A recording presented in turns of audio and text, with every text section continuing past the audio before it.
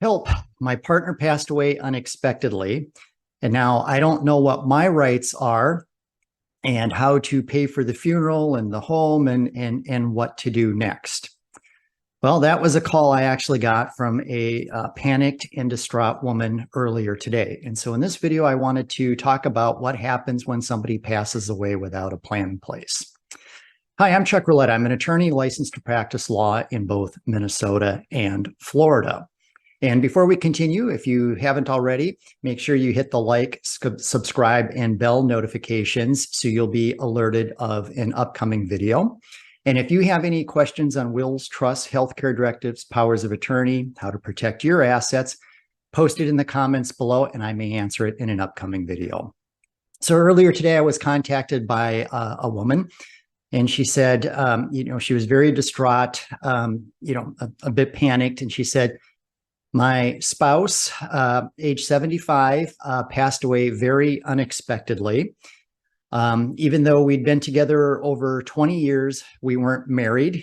And she said, we would split time between my home in Florida and his home in Minnesota. And she says, what do we do next?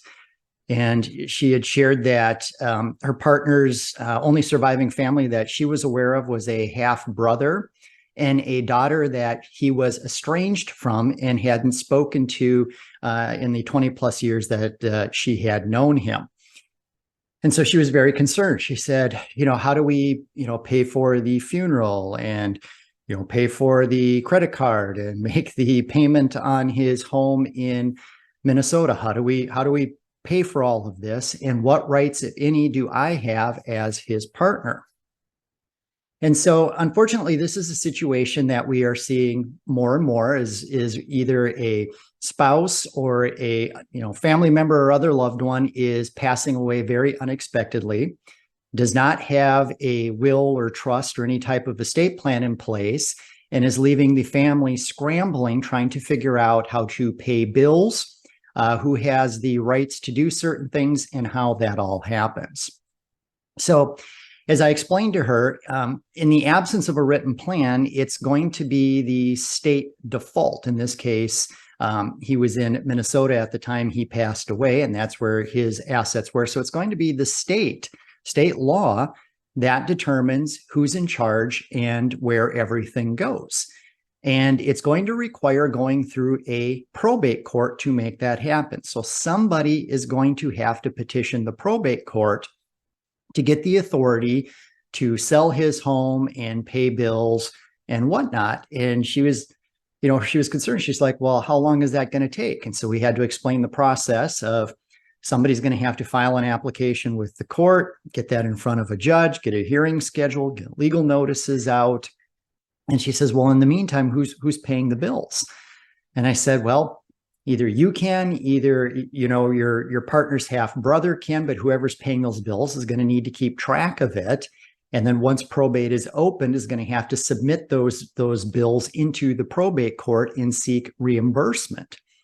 And then I had to explain to her that under state law, her partner's estranged daughter is the person who's likely going to have priority for being in charge of the probate proceedings, and is likely the person under the law, absent, some beneficiary designations or other things that, we're not aware of at this point, but likely the estranged daughter is the one who is going to inherit everything. And that this is going to be a very long, time-consuming and potentially expensive process.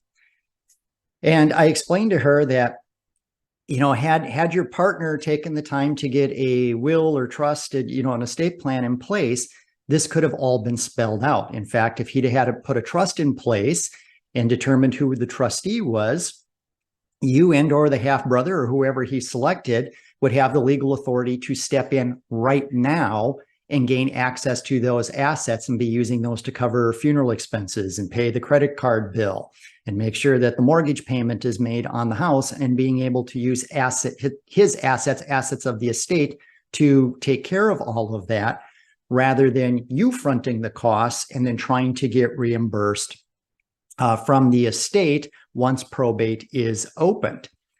And then I also pointed out is if your partner would have taken the time to get that in place, maybe updating beneficiaries on an IRA or checking account, he could have been determined who was in line to inherit everything, which I'm assuming would have been her and not necessarily his estranged daughter.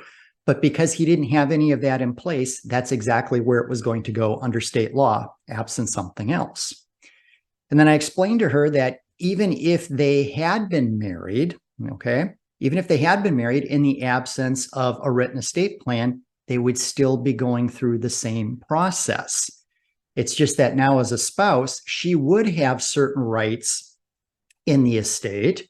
However, a portion of it, again, determined by state law, would still be going to the estranged daughter. It's, again, if they were married, she would be in line to take over as the personal rep. She would have had certain rights in the estate, but the estranged daughter still would have had certain inheritance and other rights as well. And again, the only way to get around that would have been if her partner had put together a will or trust and specifying who he wanted in charge, where he wanted it to go, and how he wanted it all to get there. So the tale here is tomorrow is never guaranteed.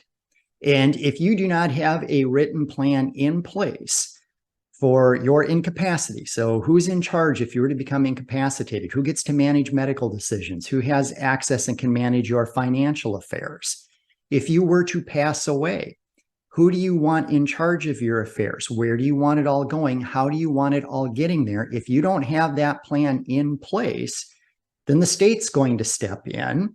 And very likely it's going to, it's possibly going to end up going to people you didn't intend in ways you didn't intend. It's going to be much more expensive and time consuming than if you had taken the time to do a proper plan. And it's going to be much, much easier and less stressful on the people you leave behind.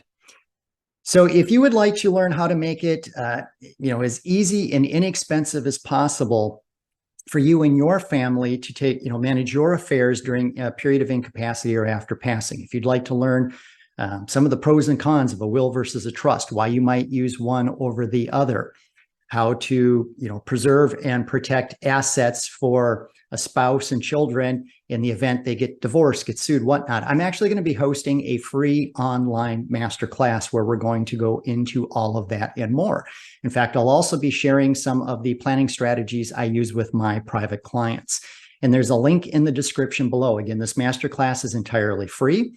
Just pop in your email there and can go through and learn some of these planning strategies. And if you would like to learn how you can protect your home and life savings from long-term care and nursing home costs, we've also written a free guide, and picture up here, a link in the description below. Again, you can access that completely free. Just enter your email and we walk through some of the planning strategies for protecting your home and your life savings from long-term care and nursing home costs. So I hope you found this video helpful. We look forward to seeing you in an upcoming one. Be well.